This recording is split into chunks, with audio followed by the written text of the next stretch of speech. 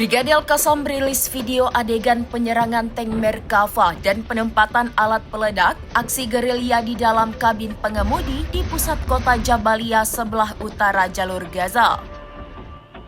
4 tentara Israel tewas di Jabalia, Gaza Utara setelah faksi perlawanan Palestina melancarkan serangan terkoordinasi menggunakan IED dan senjata anti-tank.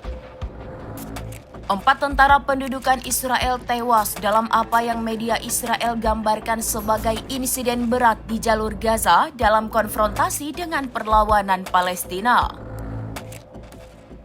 Menurut situs berita Israel Hadashot Basement, keempat tentara tersebut yang berasal dari unit Korps Lapis Baja tewas akibat alat peledak rakitan atau IED di wilayah Jabalia di Gaza Utara.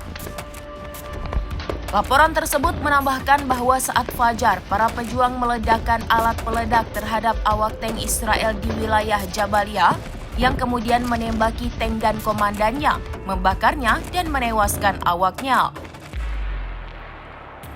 Media Israel melaporkan helikopter dilaporkan telah mendarat di rumah sakit Eikolov mengangkut para korban tentara Israel dari Gaza.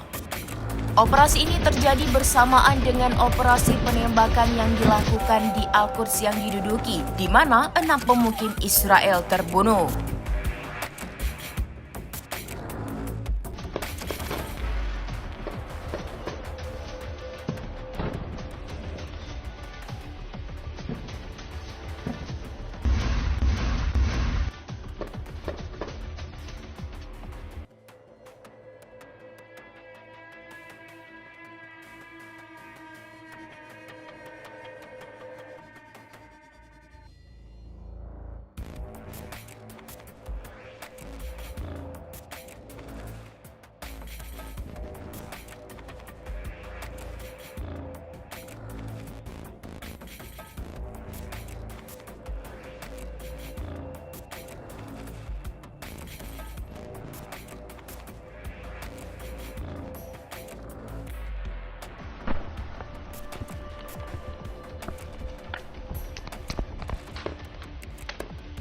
Download Tribun X sekarang, menghadirkan lokal menjadi Indonesia.